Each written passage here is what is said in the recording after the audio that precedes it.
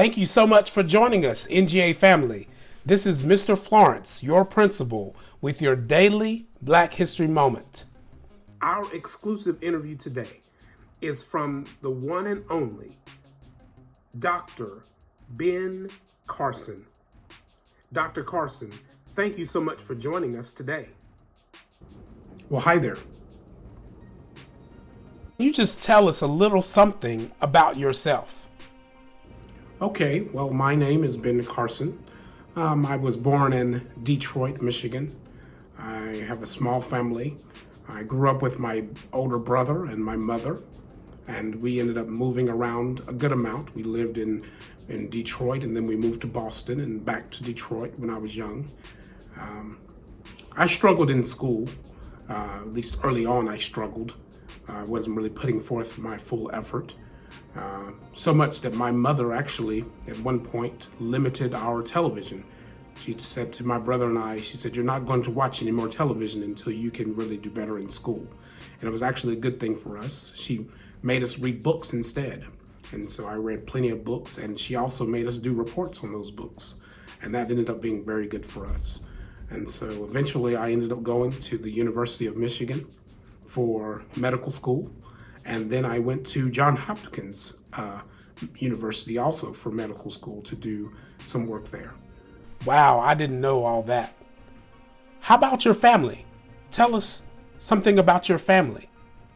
Yes, I have a wife named Candy, and we have 3 children, Royce, Murray, and Ben Jr.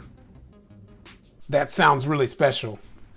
So, what would you say is the most significant thing that you have done? Well, I'm a neurosurgeon by trade, which means that I work on people. I do surgery on people, on their brains when they have brain injuries or things going on with their brains, which is very, very intense. I'm actually well known for one of the surgeries that I did. There were actually 2 twins, and when they were born together. And my job was to separate them. And it was a very critical, very difficult procedure because they were young and I had to be very careful. But it was something that had not really been done at the time, but I did it and I was successful. There's actually a book out there called Gifted Hands, which is about me and talks about the work that I did. And so that's about me. Also, I have written many other journals and many other stories as well.